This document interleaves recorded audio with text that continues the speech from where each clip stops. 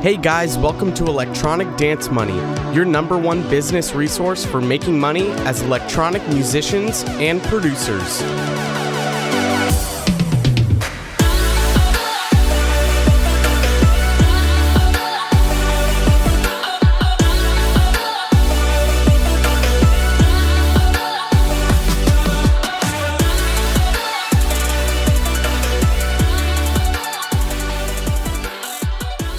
All right, welcome everyone to episode 5 of Electronic Dance Money. I've got a really awesome episode in store today. My guest today is Sam Heights-Garay. That's pretty much what you go by, right?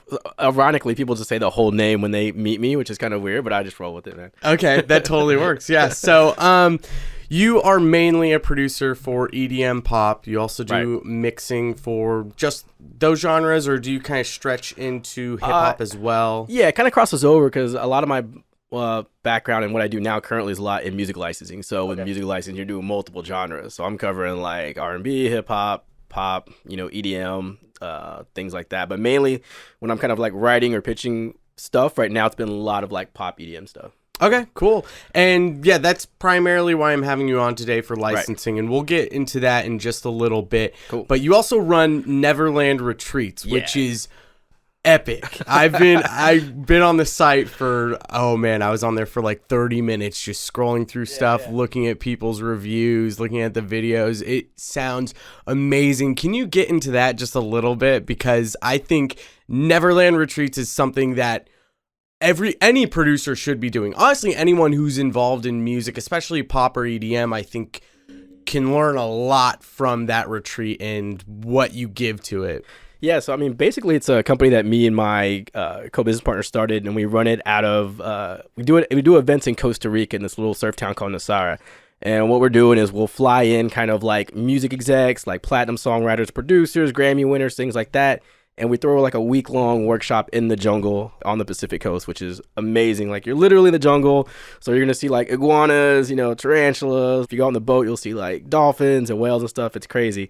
And it's a small, intimate group of about 50 people that we kind of pick from the applications we get, because it is like a screen process. We want people of a certain caliber of talent to be out there with the mentor, so we feel like they're not wasting their money or time, and the mentors aren't wasting, their time as well. Once you get that group together, it's amazing, dude. So like we've been running the company for about 5 years now, and over the 5 years, we've had about I think the number is about 16 or 17 people either like get placements from there or sign a management deal or sign a publishing deal or something of that nature, So it's been pretty successful. Since we're on the EDM thing, like the last one we just did, we had Nicholas Furlong out there who's worked with like Avicii, Steve Aoki, all that. And he was just super awesome, like writing songs with people. We were going on adventures like going ATV and in the mountains in the jungle. So it's definitely an out-of-the-box kind of workshop. It's way different from something you'll find like at ASCAP Expo or any of these other kind of conventions where you're just in a hotel doing panels for hours, and then that's kind of it. Maybe there's like a party afterwards, whatever, but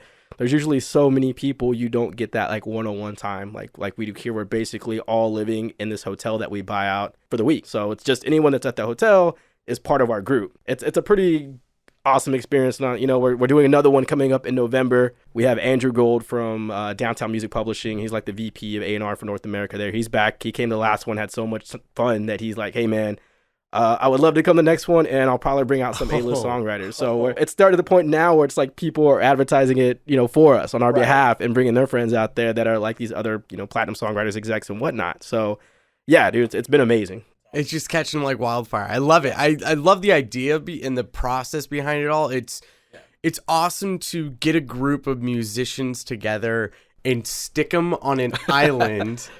And be like, all right, let's learn some stuff and let's work together. And what's great about it too is the fact that there are days where you guys are getting together and you're writing songs. So you're learning you're not just learning from these panels that you're doing in these lectures. It's on top of it. After that, you guys are going to get together and we're all going to play some instruments and we're going to record some shit and make something up.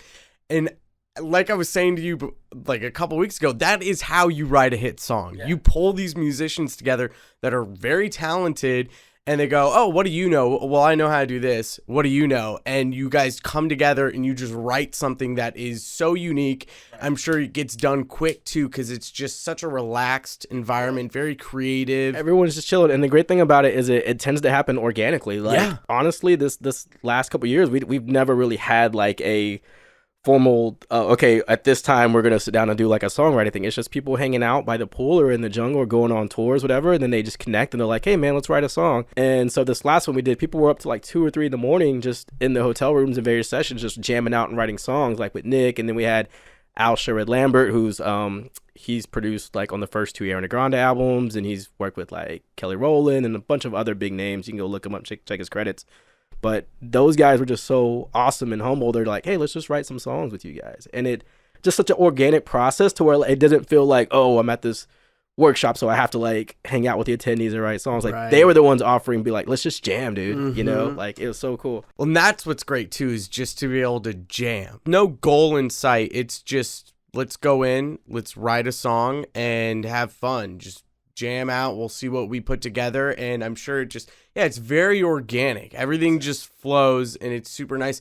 And what I was also talking to you about, what I love is, so not only when you write a song with someone, it's it's an intimate feeling. You're in an intimate space with each other, and you guys are kind of, you're opening up a side of you that most people probably don't see. And even more so when you guys are doing your quote-unquote adventures, can you get a little bit more into that? Because I think all of this bonding experience is, you get to know these people over the week, you write some music with them, and then you're going on these adventures and maybe overcoming some fears, and it builds this relationship that you will never forget. And now you've grown your network, and not just a network, you've created a family and friends that will come together when the retreat is over. Oh, 100%. I mean, so some of the adventures that we actually have scheduled, I guess, that you can do is take a horseback ride through like the actual jungle, like going up in the mountains for a couple hours. And what else we have? We have zip lining through the jungle, which is great. And then the main one that people like to do is the ATV tours, which are awesome because you're literally just shredding it on a 4-wheeler through the jungle, going up the mountains and stuff, which is awesome.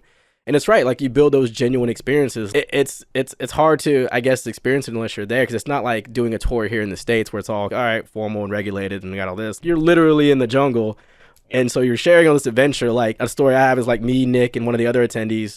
This last one, we were just like, dude, let's just go ride the ATVs in the dark in the mountains and let's see what happens. And we're like, okay. So you're just riding like, in the dark in the mountains in the jungle with all you got your little ATV headlights, and it's like pitch dark. There's no street lights there. You're in the jungle. So it's cool things like that. Or, some people will talk about like, oh man, we got caught in the rain, because you're in the rainforest. It could rain. It could be sunny all day and then rain for like 20 minutes in a thunderstorm. So people will be like, oh, we got caught in the rain, with all these people, and it was a crazy time, and, storming our heart. But it's just like so fun. You don't think about like, it's not here in the States, like when you get caught in the rain, it's an inconvenience. Almost being one with nature and building those bonding experiences with people you are. And it puts everyone on a level playing field. Like you may be hanging out with some platinum producer, but if I'm stuck in the rain, you're stuck in the rain. Like we're just hanging out. Like now we're just chilling. That's how you build long-lasting relationships. And you're there for 5 days? 5 nights, 6 days kind of total. And I mean, for example, like you mentioned about the bonding relationships. I mean, literally this week I had one of the attendees from our last year November event come into town, and he's just traveling around, and he's like, hey, I'm gonna come through Austin. I'm like, dude, great. He stayed at my place one night, and then one of the other nights he was here, I invited him out to the studio on the lake because we had a big 4th of July party. And I mean, even last night I was texting with one of the attendees from last November about going to Nashville to visit her and like writing some songs. So you're genuinely building relationships with people, not just from the US, but literally all over the world. Like the guy who came in, he's from New Zealand. So it's crazy to see how the company has gone from the first year was just kind of our friends locally in like Austin and San Antonio and around Texas area to like now we're getting people from like, Germany, New Zealand, Canada. It's literally a worldwide thing now where people are coming in. So it just kind of blew my mind. On top of that too is when you're working with these big artists or even up and coming artists who you can see that there's a big opportunity there. Right. They're going to be someone who is probably going to be full-time with music, or they're gonna write great music that a lot of people are going to enjoy. When you build relationships with those kinds of people, they help build you up too. I mean, if you're a smaller artist and you're working with them, or let's say you're both on the same playing field, but one blows up, that person's probably not going to forget about you. Especially if you're staying in contact with them and you have a good relationship with them, you just help build each other up, which is extremely important in music. I think it's extremely important in pop and EDM because you don't see that a ton.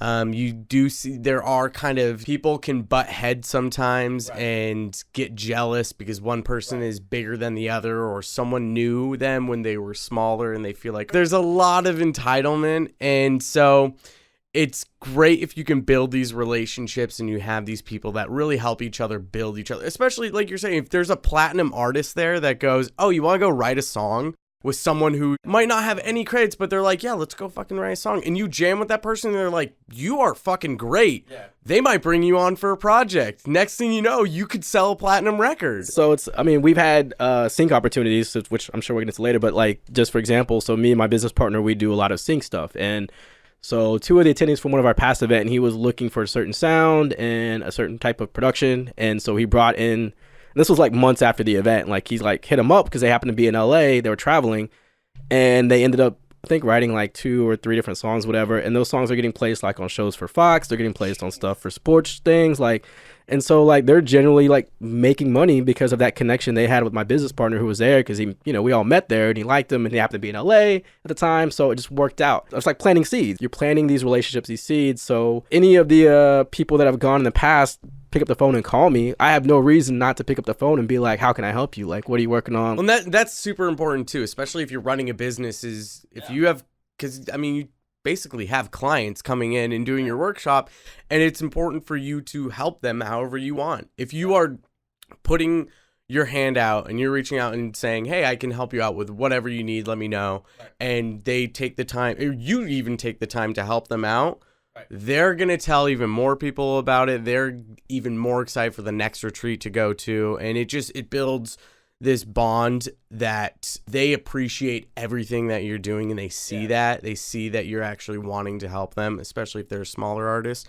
They're so much more appreciative of that. And it's very important when you're running a business like that to have that kind of relationship. I think it's important for producers to, you know, have that connection with like fans. A lot of producers are separated from their fans, but if you look at Dylan Francis, I mean, he's so good at creating great content to consume for his fans.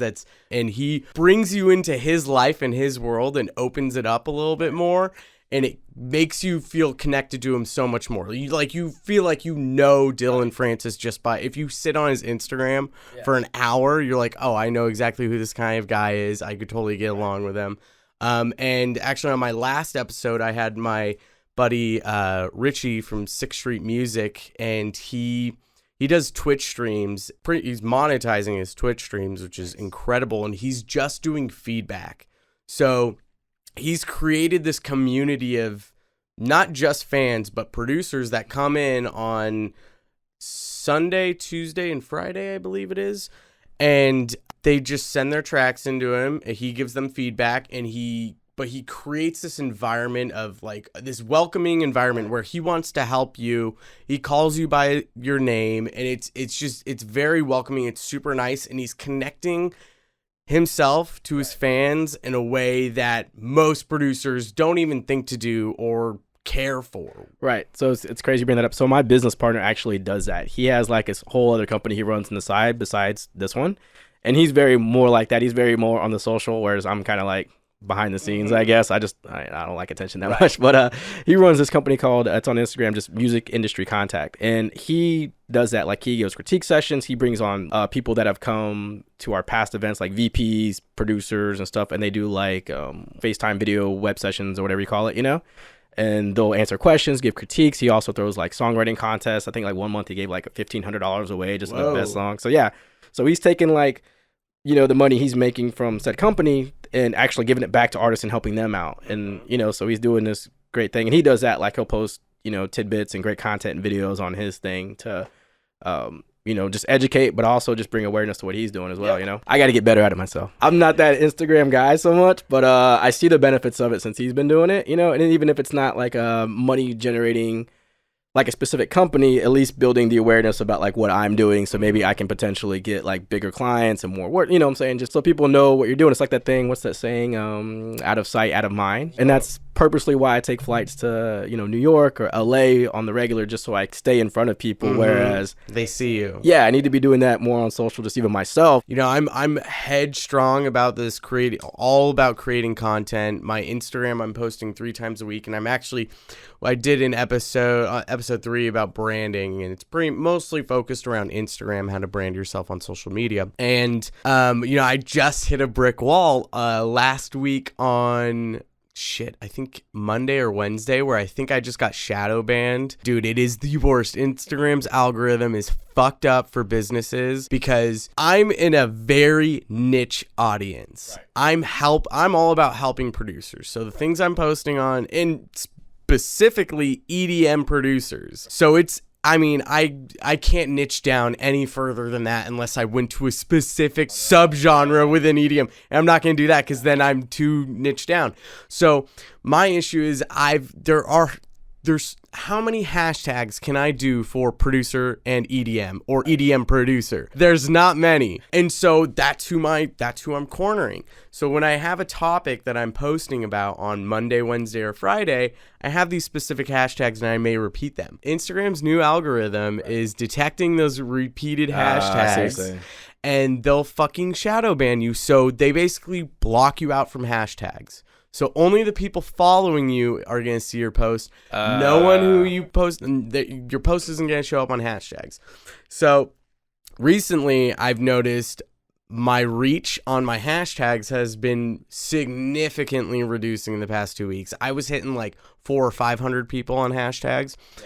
All of a sudden it dropped to like 60 and I was like, what the fuck is going on here? Now 0. Wow. Not a single person is getting seen on these hashtags. So when does that come off? Like when is that?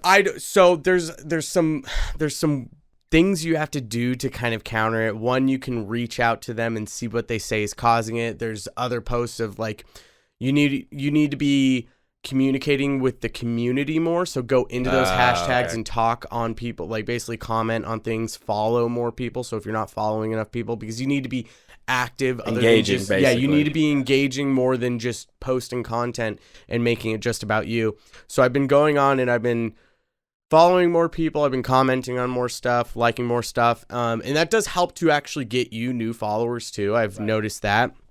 But then there's other things like stop using hashtags altogether for a little while, as well as like deleting some hashtags. So I got to test some things out and play with it and see if I can get it fucking reversed. But this is the wall that I've hit, and it is branding on social media and just posting on social media is difficult. It's not easy.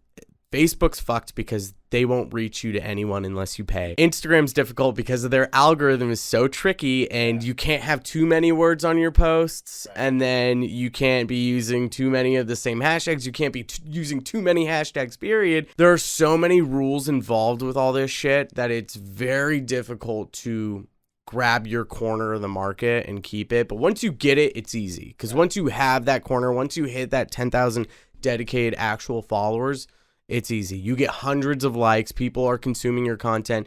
What's difficult is the start, like when you're starting out, because I'm just about to hit 300 followers on Instagram. Those are true followers. Those are people who aren't just following and unfollowing. Those are people who consume my content. They save my posts.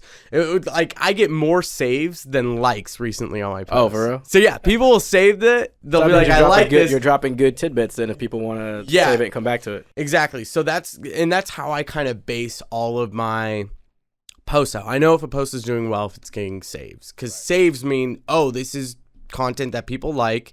They want to come back to it. And even if they don't follow me now, they might come back to the post later and go, let me click on his profile, and they're going to go, oh shit, there's 100 posts here that are nothing but tips and tricks. I'm going to follow this guy, and it just kind of snowballs from there. But yeah, it's very difficult to figure out what you're going to post, being consistent with the times you're posting, and there's a lot involved with it. It's a process. I've been running my Instagram for almost a year now, and I'm finally understanding. I fucking hate Instagram. I never used it prior to a year ago. and I'm finally starting to kind of understand it. But as soon as you understand it, they change the algorithm. So let's kind of start to transition over into what you do. So you're primarily doing sync licensing, or like, is there a difference between licensing, sync?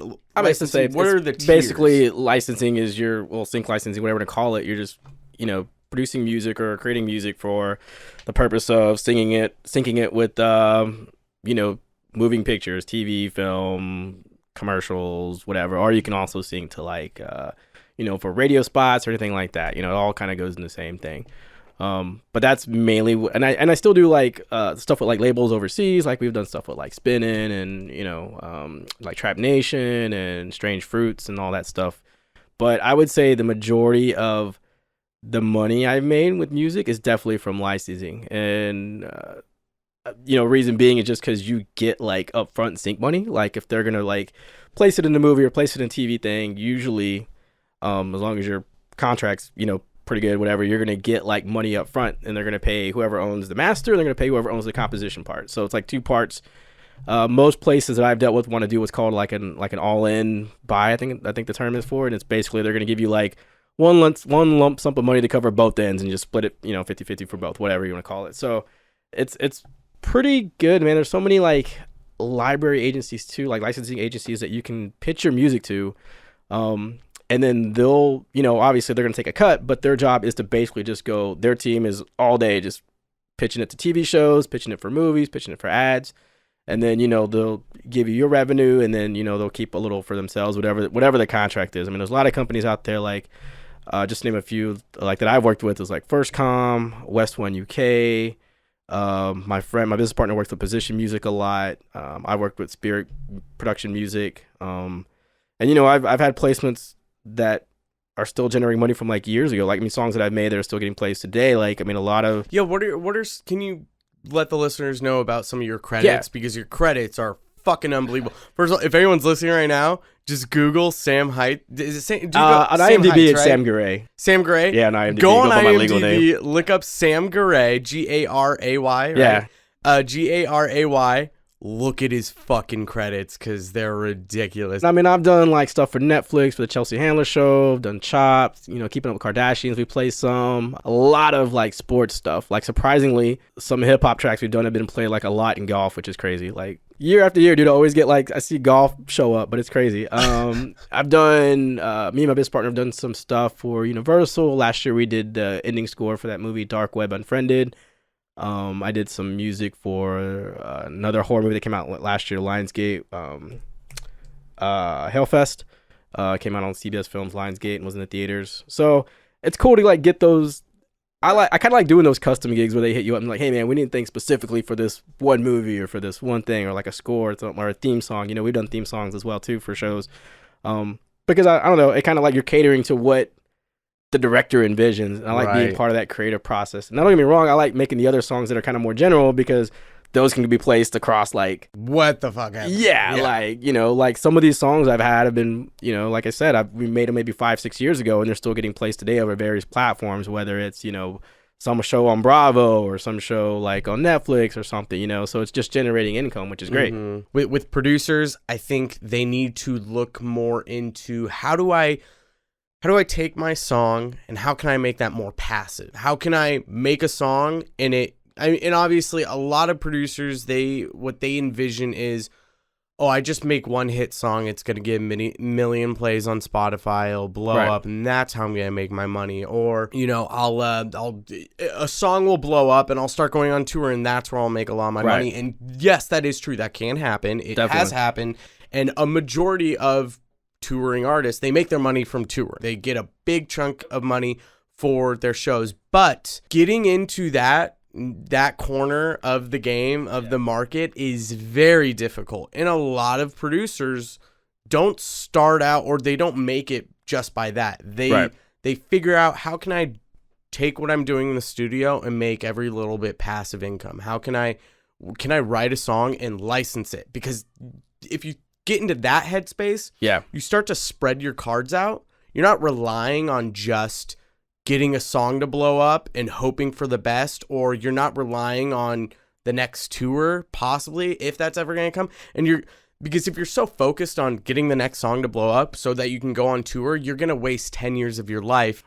You may never get there. Yeah, it's I mean, before you get in, I guess something else, man, just I know you mentioned streaming, and yeah, unless you own the masters on streaming, like you're not really making a lot. Like that's what we're fighting for now in Congress and all that, is trying to get like more money for writers and publishers and all that stuff. Like, you know, you're making, that's why these labels are winning with the master stuff, because they own the majority of the time based on the contracts, they're going to own the masters or whatever, you know? So they're going to make exponentially more than the writers are for these songs they're making. So like literally 6-7 times more. That's not an exaggeration. That's just actual fact. That's what the numbers are looking like, you know? So I can tell you, like, I've had EDM songs that have streamed millions of plays on Spotify, and those checks are like not that big. They're not as big as you think they would be.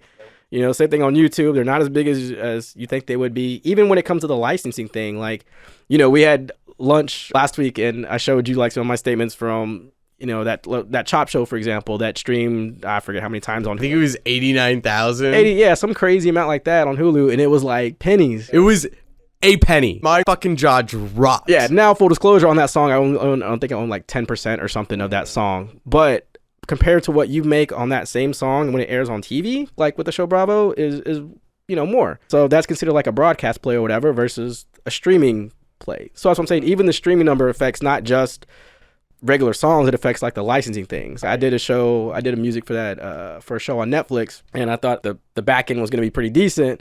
And then I got my ASCAP statement, you know, for the performance, whatever part of it, and I was like, oh, this is nothing at all. Like, you know, so that's why we're fighting so hard on that thing, 'cause that's a big point, and that's why I want to go into it, because it generally does affect like your bottom line as a songwriter, you know? Yeah. I think this is a very important point to make especially now, kind of at the beginning before we get into things. And that's why I'm saying, like, this is the point of the podcast, is I want to bring these people on who have monetized these things. Whether it's a shit ton of money or just a little bit of money, it doesn't matter, because if there's any money involved, if you spread your cards out across all of these things and you're consistent with it all, the income builds up over time. Right. The pennies will build up because if you're relying just straight on, like I said, you're trying to be a big producer, you just rely on trying to make a big hit song, and then you get a tour. You could waste all of this time when you could be kind of spreading things out and generating all types of different income, so that, boom, you can focus more on that, trying to make a big song and get that tour going if everything else is funding that. Right. So it's very important to make these points. Now, with streaming, or I guess licensing, you're not making a majority of your money through royalties, correct? I mean, it depends. Like, if you do a theme song for a hit show or something that just takes off and is broadcast on like primetime and stuff like that, you can make some dough. Like, one of my friends, Adam Zelkine, he's a award-winning ASCAP writer for, I think he made like the most money like 2 years in a row or something. He did a bunch of the music for those shows like Flavor of Love and all that for VH1, and you know, like during that time in the early 2000s or whenever it came out, and he straight told me, like, I won't put his business out there, but he made a lot of money, like a lot of money. I've been to his house and it's ridiculous. So I've seen it firsthand, and he's just told me, he was like, yeah, dude, I didn't even think like that was possible, you know. But it's also crazy because he got to keep the writer side and I think the publisher side. You know, I think whoever he was working with on the show just maybe wasn't aware of like that money was. Now, whether that was for like every song, I don't know, but I know he mentioned it maybe like a couple that he got to keep, if not all. You know, I can't remember the conversation, but he made a crazy amount. You can go look at some of these articles about like how much the Friends theme song made, how much like Seinfeld. So it just depends on that placement. It all comes down to how many times is it airing, what kind of, is it on like a broadcast channel like NBC, ABC, or is it during prime time? Like, once you start getting your ASCAP statements or BMI or CSAC, whoever you're with, it kind of shows, it breaks it down to certain tiers, I guess you want to say, or they call it credits in ASCAP at least, of how much that is worth for being played for that time, for however long they use it. All that stuff adds up. So, but no, you can make money, dude. I know people who do sync and that's all they do, and they live very, very, very comfortable. Royalties? Well, off the sync fees too. Okay. Like, so the sync fees is where you can make a lot up front. One of my friends did like music for, I think it was a Lincoln commercial or whatever, some car company, I can't remember offhand, and he was, you know, 50K. Is that basically like the upfront? Yeah, that's what's okay. So and that's what I was gonna kind of taking this is, I assumed you didn't make a ton off of the royalties. Where you really made your dough was that upfront fee, where you go, okay, it'll 50 grand for this commercial, and then whatever royalties after that. Yeah, I mean, just on the back end, it just varies again by what it's going to be used for, But I mean, some of these national campaigns that are, we get briefs. This is partner for stuff there, so I don't know what I can like put out there, I guess. But let's say I recently got one for like a furniture chain that was looking for a new jingle for one of their new campaigns, whatever, and the amount was like $40K. And then I have no idea what the back end would have been, because I'm sure they would have showed it during the day on TV commercials, on internet, on radio. So that would have been something probably a nice chunk of change too, well checked. But yeah, I think people kind of sleep on sync licensing, because maybe they don't want to be deemed as like, oh, selling out or being too corporate or whatever the cause may be, or they just don't know like how much money is actually involved in it. Like there's a lot. Like again, I don't want to put any my friend's business out there, but I know a producer friend of mine who worked on a big record for a major artist, and it ended up being synced for like movie trailers and like commercials. Ooh. And he told me every time it got synced for like a movie trailer, it was like $300,000 or something, because it was like a huge record. Yeah. And so obviously that money gets split between all the writers and everything. And so he was like, yo, that record changed my life. And this is why I wanted to have you on, because honestly, I don't think producers understand this. Mostly EDM producers. Here's the thing is, if you're in LA, you might know all about this. Right. Because it's so TV much and film hub. Yeah. Most people in LA are trying to be somewhat in the entertainment business, especially if you're a musician, you want to be in that world. So you probably know somewhat about it, but that's a very small majority of EDM producers. They're spread out across the entire world, all over the place. The Netherlands is like the EDM hub, and I guarantee a lot of producers don't know a ton about sync licensing because they're just not involved in that world. I mean, here's something that I guess your listeners could, I'm assuming your listeners probably be like up-and-coming EDM producers or trying to get into it or break into it, however how. So they can build like a compilation, EP or album of maybe like 5 or 10 just strictly instrumental songs if they want, just whatever. And then they can approach these companies that I spoke about, like Position Music, First Com, West One UK, all these, and just kind of hit them up. And a lot of these companies do have a submit form or something you go on there. And, it may take a little bit for them to get back to you or whatever, or they may not respond at all if it's not what they're looking for. But they may do a thing, and I've done this before early on in my licensing career too, where we'll do like a compilation album of like maybe just 10 hip hop songs or something. I worked on a project with some people. We did 10 hip hop songs. They wanted like American hip hop is what they called it at the time, And I'm still getting royalties from that. And so they'll buy rights to the album or work out a deal where they own part of it or something, because obviously they got to get their cut for doing all the admin and pitching it and doing all that stuff.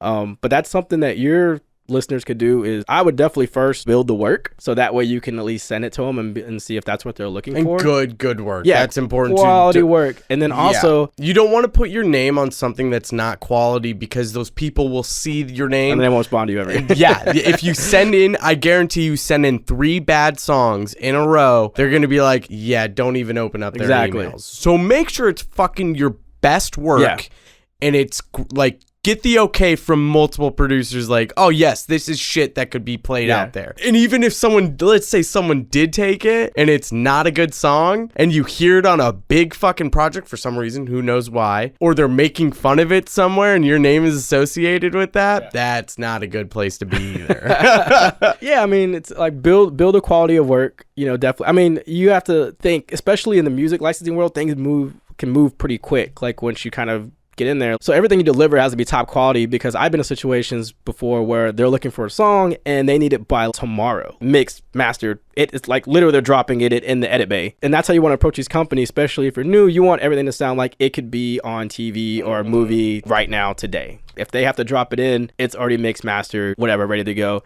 And then the other thing too is learn how to make variations of that one song. So like a lot of things I'll do, some of these libraries, they want like, okay, we got the full 2, 3 minute, 4 minute song, whatever. Now, can you make us like 30-minute or 30-second stingers or edits of it, 15-second stingers or edits, or a minute-long stinger edit of it? And it, like that is kind of like, I guess the best way I could say that is like if you watch reality TV, you kind of hear like those transition songs in the background, or like those little quick clips of tension building for 15 seconds and then da-da, and it goes on the next scene or whatever. Like those little edits too can add up money wise. So you just never know. But if you learn how to do those, then you're already an asset to them too, because they don't have to be like, oh, we don't have any 30-second variations of this song. We're not going to take the time to edit it. We're just going to go to somebody else and get that. You can be working for these sync contracts while you don't actually have a sync contract. So you want to be thinking like, you could say in a week, I'm going to make 5 to 10 songs, 2 to 3 minutes, 4 minutes. And then like you're saying, these little intermittent suspense clips that are just 30 seconds long, if that, and just build up this back library. Yeah. Because then you have, if you have a back library of 50 of these songs ready to go, as soon as someone comes to you and they're like, we need this tomorrow. Oh, don't worry, I've got it. Give me 10 minutes. I'll send all the stuff over to you. You're done. And those people are going to look at you and go, this is our guy. He's fast. He's efficient. He's got great 100%. stuff. And they don't know that they don't know whether or not that's a back library or you just came up with that on the spot. Yeah, to them it's new. Yeah, you know? exactly. I mean, it's funny you mention that. I'm exactly in the process of doing that now. I'm going through a lot of my back catalog for stuff that that's not signed anywhere or signed to any agency or whatever. And just doing that kind of, if I feel like it's a little dated right now, I'm modernizing it and then making those edits, mixing and mastering it just so I have it ready to roll, dude. Yeah. And then I'm still like pitching some of those works to libraries and stuff. And, you know, it's always a hustle game. They might be like, oh, you know, we're kind of maxed out with EDM tracks right now. And I'll go to one of the other libraries and they'll be like, hey guys, and to me, it's just back catalog. I did it before. I'm just touching it up and trying to just get it out there so I can make some money, you know? So you just never know. Like that movie I did, Hellfest, last year, all that was I think literally a 2-minute EDM cue. And it's just an instrumental. And now it's on a major motion picture. And I'm going to, you know, they gave me a sync fee. That was pretty nice. And now I'm going to make money on the back end from it. Easy. Yeah. It's easy. It took me like an hour to knock out, like just during lunch break one day. Yeah. So producers, I know you've got hundreds of projects that are unfinished because we've all been there. Do. I still do. I mean, I'm not producing as much, but I've got so many, just like 3 weeks. I was just going through my projects from years ago. I was like, oh, this is actually a good song. I kind of want to do something with this. Go into those, fix them because you've learned a lot. If take a song 6 months ago, I guarantee you've learned so much more. Go in there, edit them, maybe make it shorter, turn it down to 2 to 3 minutes. Modern, if it's a couple years old, if it's dated, modernize it, get it mixed up and mastered, and put it into your back catalog. A track that would take you 6, 8, 10 hours to create just took you an hour to just clean up, right? And you're good to go. And now you're recycling your projects, and they might not be projects you would ever post out there or would send to a record label, but you can fix them now and put them in your catalog, and you can kind of get the ball rolling on this. Yeah, and some people, so it was, you mentioned about not maybe wanting to put it out or whatever.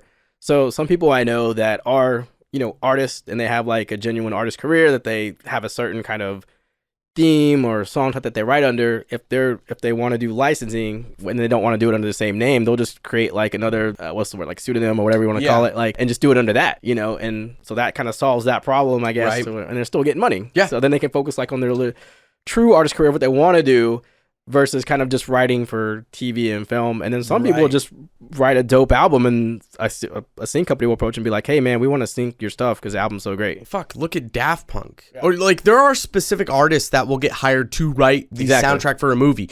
Daft Punk got hired to write Tron. They wrote every single piece in that movie. You know how much fucking money they got from that? Probably oh my god. Crazy amount.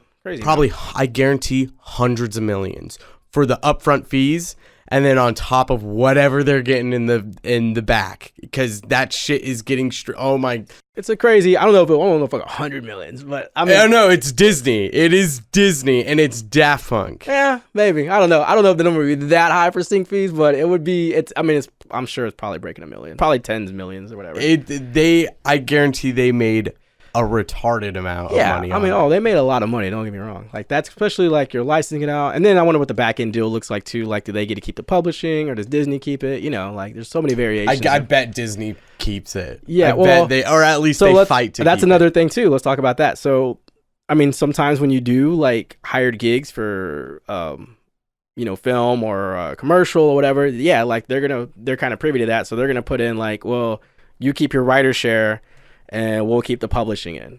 They try to do this 50-50 split. Yeah, you know, it's a 50-50 thing. And some library agencies do that too. Like, they'll be like, all right, well, we'll split everything 50-50. Like, you know, we'll split the sync fee for the masters up front, and then we keep publishing, you keep writer share. So it just depends what you negotiate or who you're working with or what kind of contract you get. Like you can always negotiate everything. Mm-hmm. Now let's say let's go back to your what was your first big project that you got? I would say to me, what I consider probably one of the first big ones. I had placements before this for like TV shows and everything like that, but this one is one I actually did with my business partner who I run the Neverland Retreats thing with, is ironically. We probably did it like, I don't know, say 7-8 years ago. We did a theme song for a show that was on Oxygen Network. And it was a reality show they had on there called like Brooklyn 11223 or something. And it was kind of like a Jersey Shore type show. And so they approached us to do like the theme song for that. And it was cool because you would like see it on their promo commercials on Oxygen. And then eventually like MTV Canada, I think, bought the rights to that show and aired it. So we got to be on that one too. So that was a nice little chunk of change for just a small snippet of song that we did right custom to then, and then we got the ASCAP royalties for that. What I want to talk about is, as a producer or musician or artist, the biggest thing you need to learn and understand and know, I think, is negotiating. 100%. Unless you have an agent or a manager, which I don't think they're very, at least a manager is not necessary. I think an agent might be.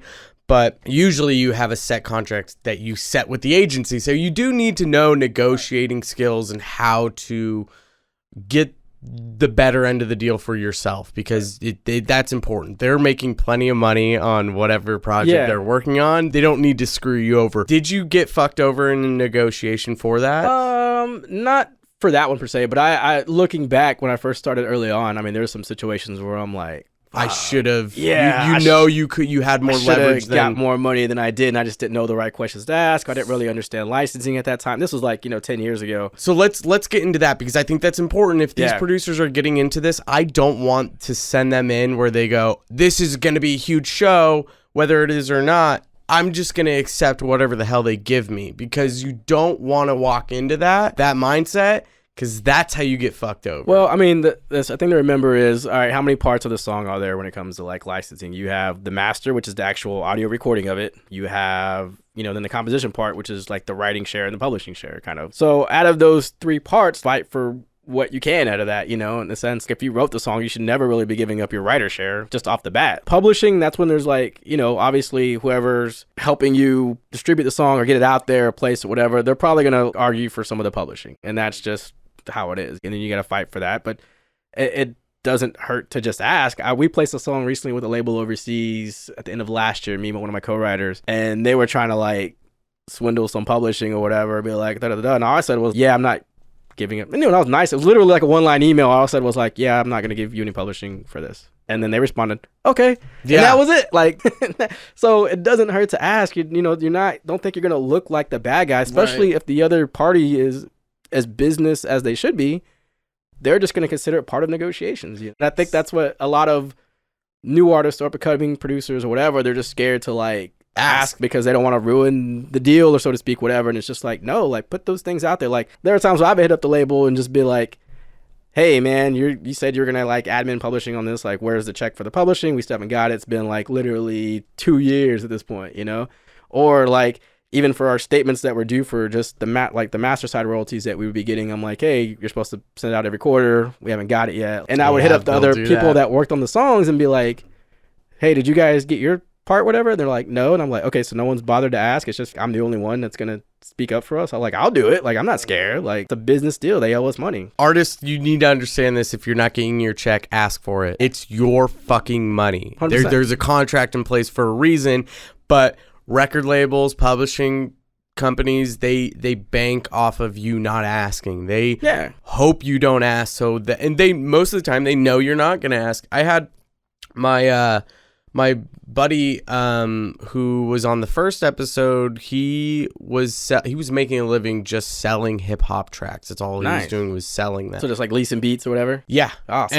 And he did a song. He did a couple of projects for Universal. One of them I don't think has been released yet, but that took I think 8 months for him to get the fucking check for that. Yeah. It was ridiculous, and he had to go back and forth with them. Where's the money? Where's the money? Where's the money? And they're hoping you're not going to say anything, and you're just going to be like, just take the credit. Like, they're hoping you're just going to take the credit and that's it. You can't be a coward in this business. No. You have to fucking ask for what is yours, and it's the same with negotiating. And like we said, the worst thing they're going to say is no. And if they say no, then you can say no back or or it's called negotiating for a reason. You're trying to get a fair share.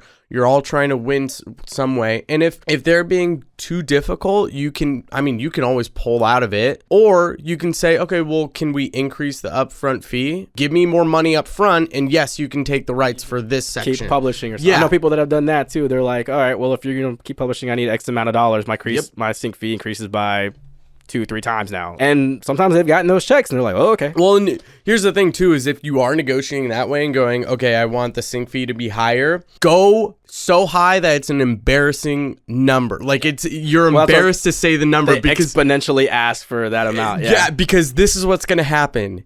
They're either A, going to say yes, and you're going to be like, holy fucking shit, I can't believe they said yes to that. Or they're going to negotiate lower to what you were actually wanting. Like a more realistic number. Yeah, let's say you're getting like, I don't know, let's say it's a big project, or I don't know what the cost of a big project is, but let's say you're going to get $5,000 for the sync fee, and they go, well, we want to take all the publishing rights, but you're trying to take some of them, and you go, okay, fine, you can have the publishing rights. Say something like, I need $30,000. Yeah, go like fucking ridiculous, because if you're like, well, I'd like double, I'd like 10,000 then if they're going to take publishing, but you say $30,000, they say no and negotiate for a lower number, they might say something like 15, and you can go, nah, 25. Yeah. And now you're getting even more than what you thought you would get for just double. Everything's negotiable for sure.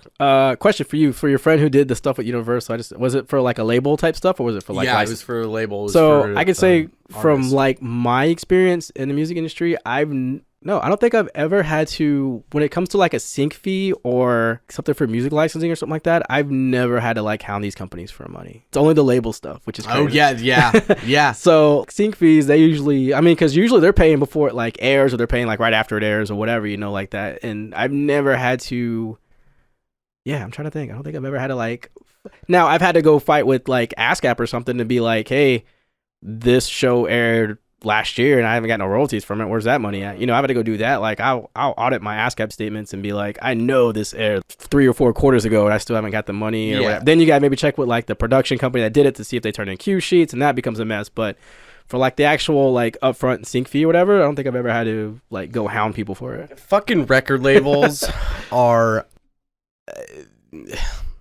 I don't know. Record labels can be an issue a lot. They really like to fuck over artists, and that's why you're seeing so many more people self-distribute, because 100%. if you self-distribute, you get 100% of the money most of the time, depending on what distribution company you're going with. And so if you do get that million streams, you're getting the full $4,000. A million streams on Spotify, you're going to get the full $4,000 that you deserve out of that. So that's why self-distributing is very important. And then if you decide to sync it out to something, if you own the masters, whatever, then you're getting even more money. This is why it's so important to own 100% of your song, because you can send that out to whoever the fuck you want. Depending on obviously, if you self-distribute and then go somewhere to try to license it, there's going to be probably a contract involved with that. And there's certain terms too. So it's always just like, there's not like a blanket statement I can give for every company and everything like that. So it's just like, you can release your album independently. And there's even companies out there now where if you're, I guess, like a dope enough artist, that they'll kind of partner with you and you'll still get to keep your masters. I think United Masters is the company that does it. I want to say AWOL, I think you get to keep your masters. I'm not 100% sure, but it's worth looking at. And they'll kind of like help you build promotion around you and do other things like that, from what I understand, And I think you still would keep the rights to your masters, and maybe if they help sync it somewhere, maybe they'll take a percentage of the sync fee or something. I don't know, but go look at it. But it's definitely a better situation, I think, if you're an independent artist, to maybe do that route versus like just immediately signing with the major, and then you don't, you're not going to own your masters unless you somehow work that into your deal. A lot of artists are getting privy to that, and they're kind of going for that now. Like, like now you have the whole like Taylor Swift debacle with, I don't know if you heard about that, where like the label that she was with sold her masters to Scooter Braun's investment group or something. And because she didn't own her masters for her first 6 albums, the label does, because they paid to have it produced and all that. Which I mean, that was standard record practice at the time. Really, if you think about it, like the labels own the masters because they're the ones putting all the money to invest and create it. Like they're hiring the producers and all that stuff. So, but she still owns like her writing part of it, the composition part. Unless she sold her publishing or something else. She was still on a writer share. Now, do you do any? Have you done any radio licensing? Like, what do you mean? Like, have you done jingles for radio plays or like what kind of is there? I wonder if maybe Sirius XM or.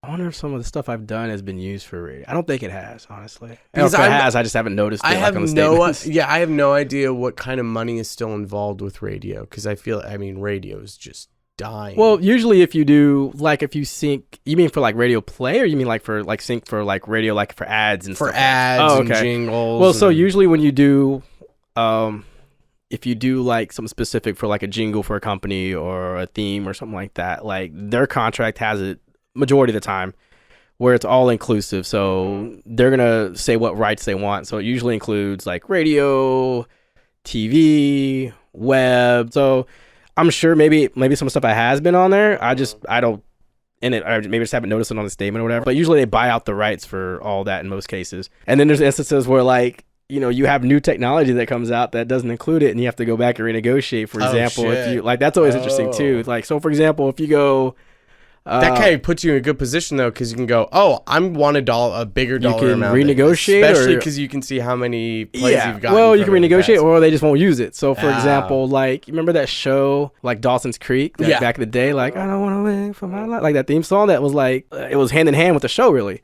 So if you watch it now, like on Netflix or Hulu, whatever, it's a different whole song because whenever, I think when they negotiated that contract, like there wasn't streaming, there wasn't internet like it was as we know it today. So they didn't clear like that streaming clause in there. So now they had to like, and I guess by that time the song was so popular because everyone knew it, and they were probably like, oh, we want X amount of dollars if you want to use it for streaming. Nah, fuck that. We'll just get another cheaper song or something. Same thing with what was that other show? I think it was Married with Children that had that love in there. Like, and I forgot who is it, like Sinatra or somebody big like I'm that? not sure. I can't remember, but classic song again like that. And then the same thing if you watch it like on a streaming service, I think it's a different song because of the same situation. So I think now like people are in companies when we're negotiating those contracts now, we kind of put that clause in there to be like, all right, any future technologies and stuff, it's going to include that, so that's little things like that, man. You just got to be aware of because that can really change your money in a sense. Like, I mean, if you don't know a music lawyer,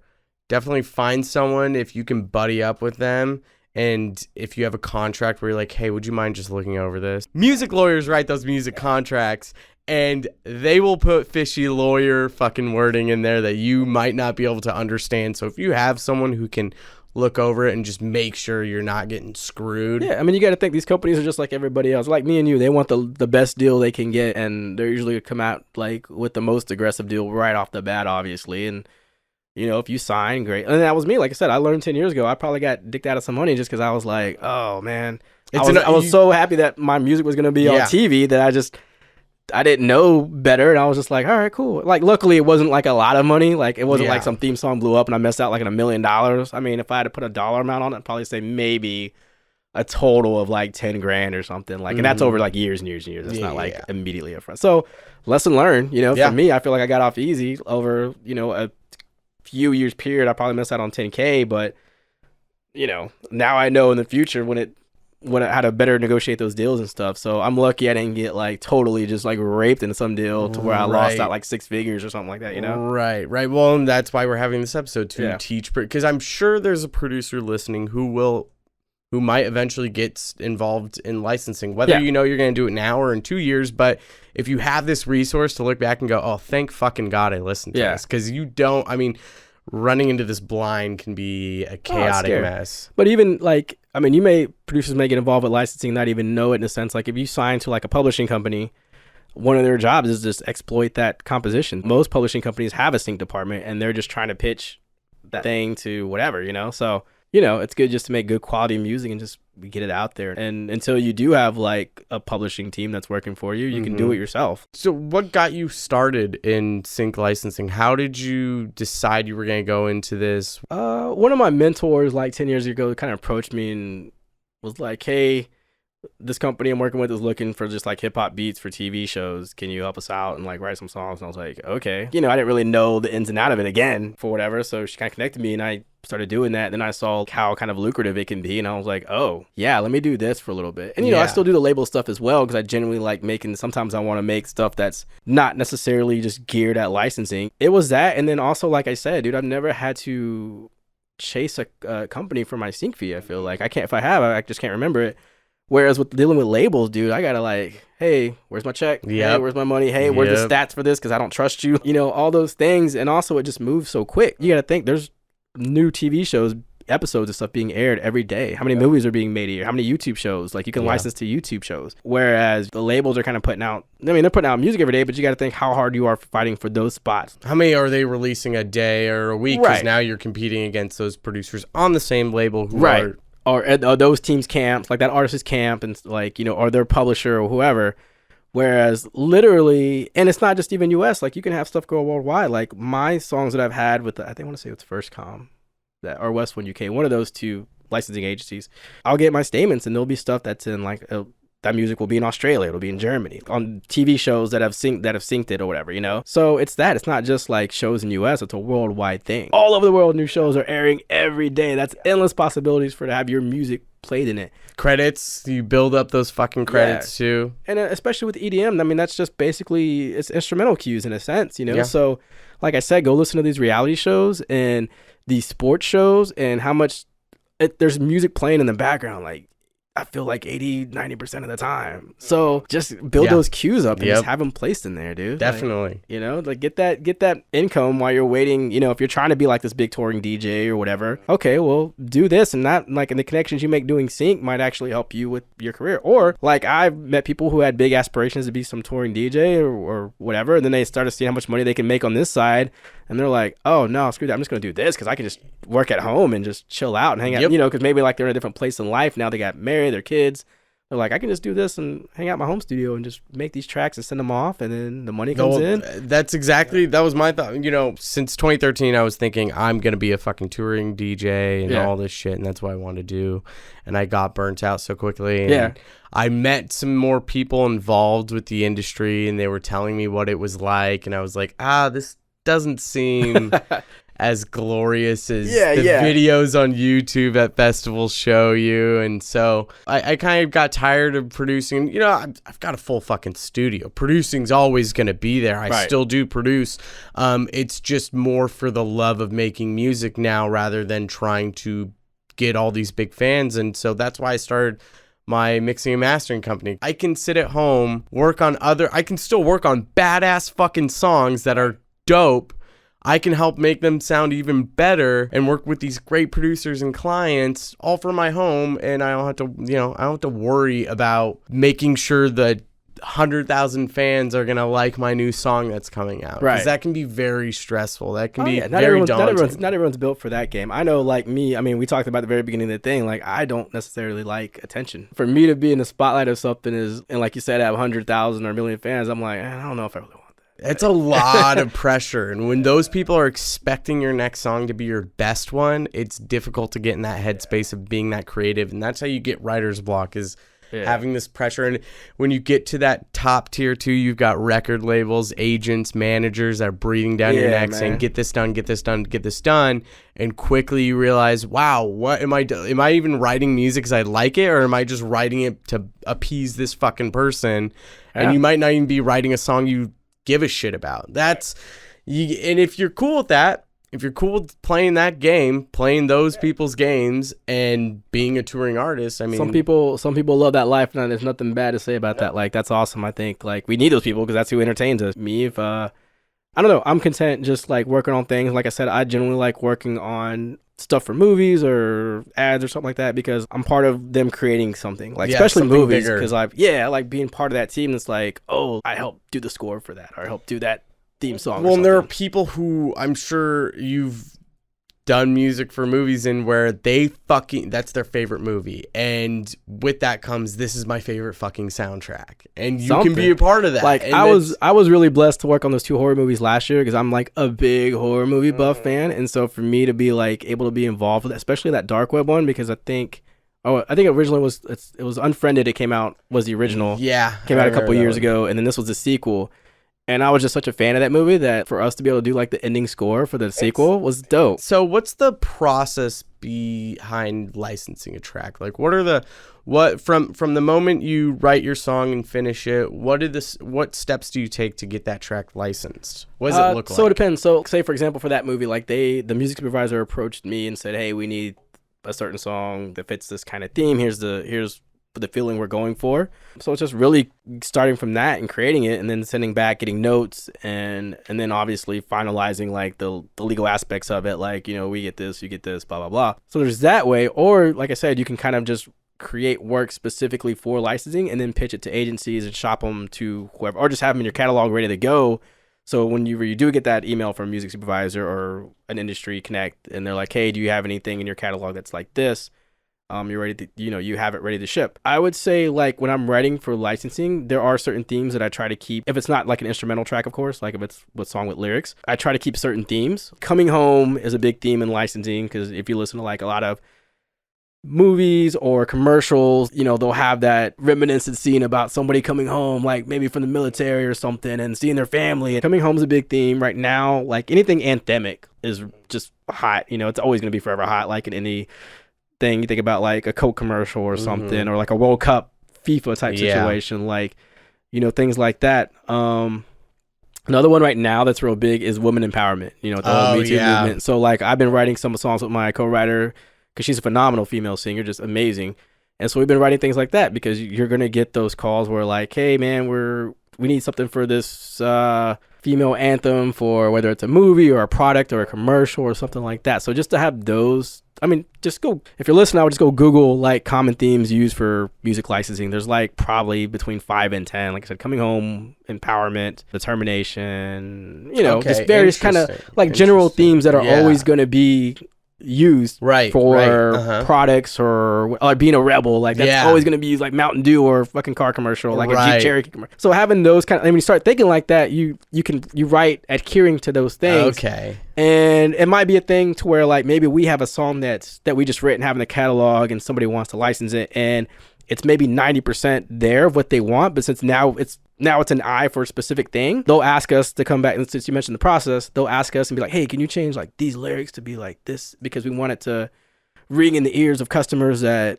this for a certain campaign where we're, so then you can kind of like fine tune the song for that specific thing if it hasn't been licensed anywhere else, and like no one owns the final, master of it, I guess you want to say. So yeah, like just go do research on, and just listen like when you're listening to commercials and ads and movies, you'll hear like, you start to pick it up like second nature, like certain song types that are being used or whatever, we in the lunch that we had, because we talked a lot about licensing. One thing I mentioned was Soundstripe.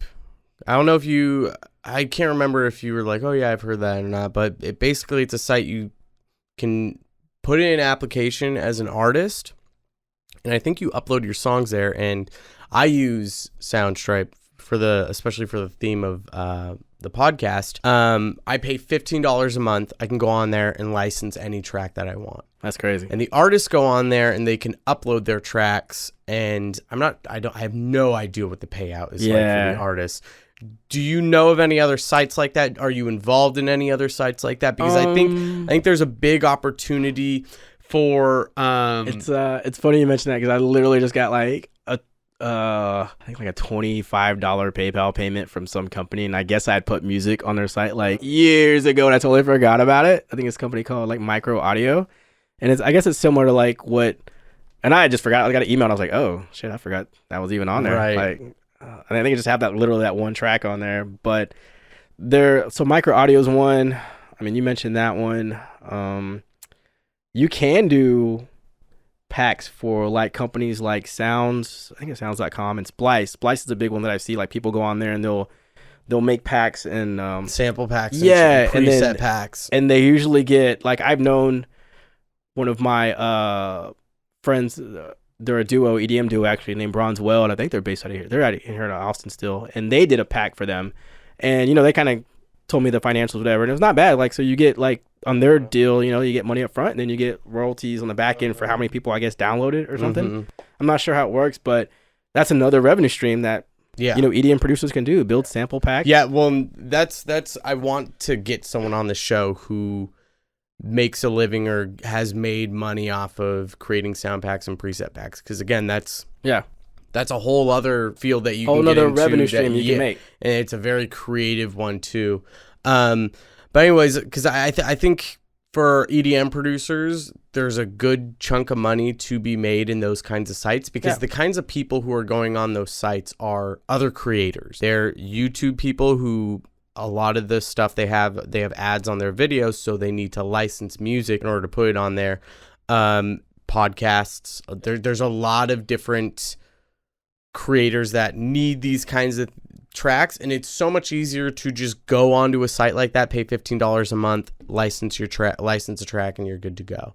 That's crazy. I wonder how much the payout is in that. Yeah, I'm not sure. Wow. I don't know. But if the thing is you can have multiple projects on there that are, I mean, you could, let's say you just put one song on there, but it's used by 100 different projects. Yeah. So you're getting a payout for each one of those 100. But the thing is your name is on the track, and if it's a really good track and it's being played on some YouTube fucking stars shit, I think a lot of the way it's set up too is some of these songs are independently released too.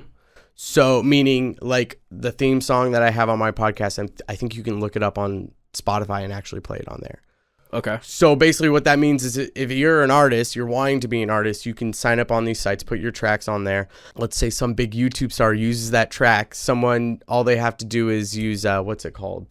They can Shazam your track, find it, now add you to a playlist. Yeah. Or they ask the creator, they comment on it, someone knows the song, they post it, and now you're getting hundreds of thousands of plays a month because your song was added on one of these YouTube stars videos, all from just putting it on one of these licensing sites. I mean, yeah, you could think of situations where something like a song has been in a TV show or film and it blows up because people are like, yo, what's that fucking song? Like, I mean, when you think about, let's take like that Friends theme song, for example, that was just the snippet they did for the show, and then people liked it so much they had to go back and do a full song for it. You know, then it went on the radio, you know? So you just never know, like, those situations where it can blow up like that. So you can, like, if you're wanting to be an artist, this is why licensing is, I think, a field that a lot of producers are overlooking or don't know about. And if they know about it and they can get into it and they can find their corner of the market and make a good amount of money, or at least get connections to be on these big projects, that can directly funnel into you being a full-time producer and being a touring artist like you want. You're getting money up front, you know, because hopefully you're getting a sync fee and all that stuff, and then you're getting a new audience. So it's like a win-win. Do you know about, I can't remember the name of the damn band. You watch Stranger Things? No, but are you talking about the guys? I think they're based out of Austin. Who they're here, Have you been to their shop? Their synth dude. They've got I think the head dude in the band or whatever. He's got a synth shop here. Here in Austin. I mean, like, if you're gonna go buy a synth there, you're gonna spend minimum like $1,000. Oh shit! They've got a synth in there worth like $15,000. They've got crazy modular and analog synths. It is. I mean, you go in there and you could just be in there for hours fucking around with these synths. They've got so many. I don't think they were a big band at all. But I honestly didn't know them before Stranger Things. Exactly. They did the theme song for Stranger Things. I'm pretty sure they do the entire soundtrack. Yeah, and they are like an 80s synth pop band. So, I mean, that right there is a perfect example of 100%. They blew up on the biggest show on Netflix. Stranger Things has got to be the biggest show on Netflix. And I mean, I'm sure they're making a ridiculous amount of money for royalties. So what would you say to producers who they're buying into everything we're saying? They love it. What's their next step? What do they do? What would you do if you were just starting out knowing what you know now? I mean, one, if you don't have the work, create the work and make sure it's high quality. And you can go, like, the crazy thing is you can go on these sites. You can go on, I'm pretty sure it's just positionmusic.com, or like look up Spirit Music, Production Music, look up First Com and West One UK, and you can go look through their actual catalogs. And this is the same thing a music supervisor would do, is they would log on these sites if they're looking to license stuff from them, go through the catalog to find like EDM tracks if they're looking for an EDM cue or whatever, and you can see like what they have in their catalog and be like, does my work par up to this? Is it at this quality? Or you can be like, hey, they have a lot of this certain type of EDM genre, but they don't have any of this, and this is kind of hot right now. And email them and be like, hey, here's some work that I have of this. If you're looking for it, and approach them like that. Like, that's sometimes what I'll do is I'll see like, what don't you have, and do I have that already, or do I know I can do it really, really good? And I'll come into that. And you just never know. Like, I literally emailed West One UK probably because I did work with them, like years ago and stuff. And I just emailed them recently again. And I was like, hey guys, I have this compilation of like hip hop Q instrumentals for like reality TV. Do you guys, you're interested? And they're like, we're kind of full on that right now. I'm like, all right, cool, no worries. And then they literally hit me up like 2 weeks later, be like, you know what? After all, we might need that. So hang on to it. We're about to go on European vacation is like a lot longer than US vacation. Right, so like, we'll hit you up in like a couple of weeks and, just hang on, sit tight. And I'm like, all right, cool. Just from reaching out. And I was cool when they said no. Like, some people will tell, when they hear no, they get really defensive and whatever. And I was just like, all right, cool, guys, no worries. Like, if you have any other things that, and also because I've made them money from the first work I did with them. So like, of course they're going to be cool with me. Like, and be like, yeah, this guy has quality stuff. I think that's I love that. Think of what they don't have that's hot right now. That's exactly how my buddy Danny from the first episode, who sells hip hop beats, he had he does a lot of type beat stuff, and he had I forgot what rapper he said it was, but he had made a track that was a type beat for that rapper, and it didn't sell. A year later, the rapper really starts to blow up, and boom, it starts selling off the shelves. Producers releasing it out. You just never know, man. You just got to always be ready and always be. So I guess to answer your question, I mean, the first step is, one, be able to create said content, really be able to do it at a high quality level. And if you're not there yet, then just really study up on, watch YouTube tutorials, study music theory, learn about mixing and mastering. Two is, once you have it, then go do your research. What companies can I approach? What do they need? Is my stuff good enough for that?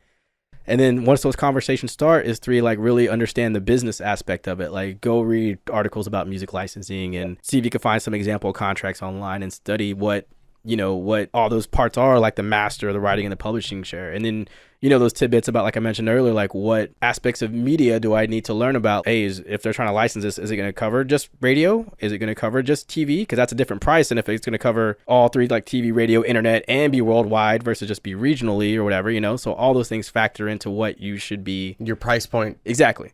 So that's really, that's, build your talent if you're not there yet. Two, do the research. And three, learn the business, the specific aspects of what that contract would entail, so you don't get fucked over. Now, do you go by Sam Heights as when you're doing these licensing contracts? How do you have a business name? I go by just my legal name because I just do it as right now, sole proprietorship, DBA. Okay, so that was gonna be you are sole prop. I need to turn it into LLC. You've probably made you need Well, my taxes this year, like, especially since I run Neverland Retreats as well with my business partner, I was like, even my CPA was like, you should like make this, like, it's getting kind of crazy. I'm like, all right, cool. You gotta transition to LLC. So that's important too. When you get involved with these licensing deals, make sure you're set up. You're a registered business. You want to be a registered business, because if you're not registered and something blows up, then your tax situation can get really fuzzy. Yeah, luckily, I was able to write off a bunch of stuff this year because we, whether it's spending money for music gear or, the company stuff was helpful and stuff. But yeah, no, I would say coming from someone who was doing stuff, and technically still is, I guess, on the individual music side as a DBA sole proprietorship, and then we started the LLC for the Neverland Retreats thing, I see like all the tax benefits that has for that kind of thing, to where I'm like, oh yeah, now I need to make it an LLC, and it just would make my life easier probably. But that's the other thing, like, if you're not running your thing like a business, you should be, because that's one of the main things. You're gonna get like so many be able to write things off, get tax breaks. And if you register yourself as a business, anything you buy for your production, you can write it all off. You can write your educational books off. There's so many fucking things you can write off, as long as you're keeping track of those receipts. Like, I do all of my business through, if I buy anything for my business or I receive any money for my business, it all goes through my PayPal business account. All that shit is tracked. It's all in there. So if I ever buy something, I print out the receipt and I put the invoice and I put it in a specific folder. I have all this shit organized. So once I do get a CPA, I'm good to go. And you know, I wouldn't worry about a CPA if you haven't made at least minimum $5,000. Don't worry about CPA because you aren't gonna. It's really just when it starts running into like you need someone to help you really go through it. Yeah, but I do like you, like I mean, because I run the books for our company and I keep it all organized and stuff. So when I do bring up this DPA, it's more like just her double checking it, and then also like, can you find me some tax benefits that I maybe overlooked? Keeping your things in order, and there's software and stuff out. Like we use QuickBooks Online for the business. Yeah, no, I don't use QuickBooks. I use GoDaddy Bookkeeping. That one's fucking great. Yeah, I mean, so there's tools out there to help it, and I mean, like you said, like I was able to write off thousands of dollars just on my personal side for this last year, which helped me save literally thousands and thousands of dollars. It is so when you're running as a fucking business, and especially if you hit $1. Let's say you start licensing now and you're not registered as a business, or even if you are and you don't have a CPA, and you do your first year and you manage to get a big fucking project where you get a $40,000 check, you will get fucked on taxes. So here's a lesson I learned hard way. So I did get like a big first check, like, you know, probably 8 years ago or something doing this, and you probably didn't put anything on the side. Nope, didn't know, man. Didn't know about how the tax thing worked, you know, because I'm a younger kid and I got some money, and you know, when the tax man comes to collect next year, you're like, oh shit, I owe 30% of that check as taxes, you know? And I wasn't keeping tracks of really books, so there's probably stuff I could have wrote off to bring that balance down, but I don't know where those receipts are. I don't even know where I probably paid cash for that shit. I have no idea. Like, you need to be organized. It's extremely important. I know with GoDaddy Bookkeeping, every quarter I get an update on what my taxes, because it connects with PayPal. So every penny that goes through PayPal gets thrown through QuickBook or GoDaddy Bookkeeping, and then they'll give me an estimate for taxes every quarter. If you do a project, it's safe to take like 10% out of that. I would say even more. Put that aside into whatever save. Like the other thing is so I have PayPal and a business bank account, which is basically savings. So I take a percentage out of my PayPal account every month and I put that in that savings, and that's just getting thrown in there for that tax season, just in case. That's my tax money. All right, here you go. Here's your check. Well, if that doesn't come, or it's a lot less than I think, now you get a big bonus for the end of the year. Yep. No, that's 100%. Like, and I mean, that's great. Like, don't be like me and learn the hard way. Luckily, it wasn't like it was a pretty nice check, but it wasn't enough to I was gonna be like, oh shit, like now I don't have nowhere to live because I gotta pay all this stuff. Right. But it still hurt my pocket a little bit, so I was like, fuck. Definitely. Oh yeah. Sweet, man. Well, I think that's pretty much it for the most part. I mean, we covered like everything to at least to get a producer started and kind of what the world of licensing is about. Are there any closing words you'd like to say about any of it? Or no, I feel like we covered a lot, man. I mean, there's just do research online. Like the age that we live in now, you can just look up so much, and you got a computer right in your pocket. Yeah, you got the whole world of information available. Like, just go look about licensing. Like I said, go check out those sites, and you can literally look at their catalog and see the exact same thing music supervisors see, and then just go. Like, when you watch your favorite shows or movies or whatever, like, just look at the credits and see, like, okay, who's this person? Maybe they're signed with a certain company, or maybe they're working specifically with a certain licensing agency. Let me go research that agency, because maybe their sound is very similar to mine, or maybe what they have, I can do better, you know? Or if you have something you think you could offer to that person, you might be able to find their contact somewhere and reach out to them. Oh, so that's a good I've actually done that before. So when you get something placed, I don't know how BMI or CSAC works, but in ASCAP, you can actually go look at the cue sheets. So for example, like of a TV show I did, like, I forgot exactly how I did it, but I noticed that a lot of the shows that my music was getting placed on, there was another name kept popping up. And so I went and researched this guy, and he owned like his own little independent sync license agency, whatever. And so I just hit him up and be like, hey man, would you like to collab on some stuff? And he's like, yeah, man, here's terms and things like that. So you can build your network by doing that. And I don't think that actually shows up until you get a placement, and then you can go look at the cue sheets. But it literally shows every other writer, like songwriter, who had music in that show. And it's cool how it breaks it down and shows you like what time code the song aired at, how long it aired, but it has like all the writer publishing info. So you can build your network just by that. Like, I've done it. Yeah, I think that's So building your network is very important, Yeah. especially if there's a way you can do that within the system. Yeah. It makes it easier when you're like, I was on this episode too, and right there they respect you a lot more and they kind of trust you a little bit more too. There's this kind of like, it's almost like you work together but you don't. Yeah, I mean, at that point, you're not a stranger, you're a colleague. Yeah. Exactly. Yeah, it's super important. Well, do you have anything to plug at all? Is there anything? I mean, just I would say definitely, man. If you guys are looking to build relationships, like you mentioned, that's network is a very important thing, and that's why we started that workshop company. We have Neverland Retreats out in Costa Rica because you're generally going to spend a week with someone who's established in the music industry and can put you in a position to win. So, what I love about it too. Sorry, I don't mean to interrupt, but it's so affordable. Yeah, it's not expensive at all. No, not compared to some of, I mean, because we did a bunch of market research before we launched and stuff, and compared to some of these other ones, I feel like, one, you tend to get more days, and two, we pay for like ground transport and like breakfast, lunch every day, and then we have like music showcases and all that stuff, and you're like literally right on the beach in Pacific Coast, which is you pretty much beautiful. just have to pay for your flight, right? I mean, other than the ticket, yeah. And I mean, it's 5 nights lodging, and you're staying like at a like a super nice hotel right on the beach, but it's still very jungle vibes. You know, where, and not to throw shade at any of the other companies, but a lot of these other ones I've looked at when we were doing market research is like, you know, you're kind of maybe staying in like a cabin with like 4 other people or something like that, whereas this is like you get a hotel room and you get a vibe out and stuff. So yeah, so just neverlandretreats.com, check it out, and you can check the videos of past retreats we've had on there, see how much fun it is. On Instagram, we're actually, and I forgot what way to do this, but we had to do like Neverland_music_retreats, which is kind of weird, but I forget the reason we had to do it. But you can check us out there, and then just on Facebook, I think it's just facebook.com/neverlandretreats. But yeah, I mean, check that out. And of course you can find me on Instagram. It's just Sam Heights, one word. And you know, you want to follow my post I do every 2 months. We're gonna get that up. Yeah, we're gonna work on that. But I am on there, and I do talk to people on the regular, even though I'm not posting. Like, people tend to message me on there a lot, and I respond. So like, if that's one way you guys want to contact me, feel free to do that. And yeah. I'm definitely going. I want to go to Neverland Retreats 2020. That is my like number one goal. Putting a pin in that.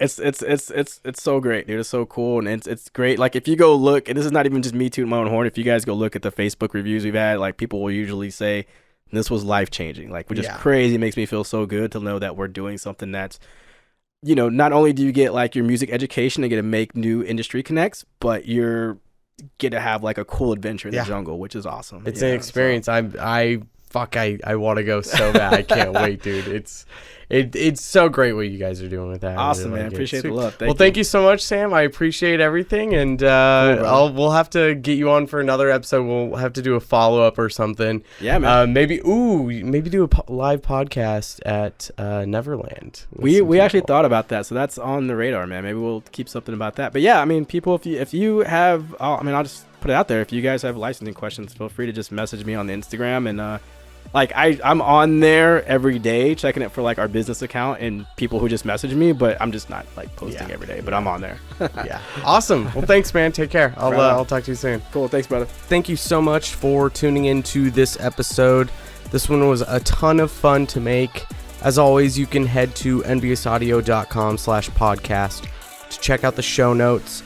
All of the websites that we talked about in this episode will be on there, so you can get started with checking out where you can license your tracks, how to get started, and start to monetize this, because I think it's very, very important that you get started on this. I'm still looking to get some more reviews, so go ahead and head over to Apple Podcasts to review the show and subscribe to it, and tune in for the next episode, which is coming out in a couple of weeks. It's going to be a really good one. I've got a manager of a record label coming in, and we're going to be discussing how to submit your tracks to a record label and what record labels are looking for.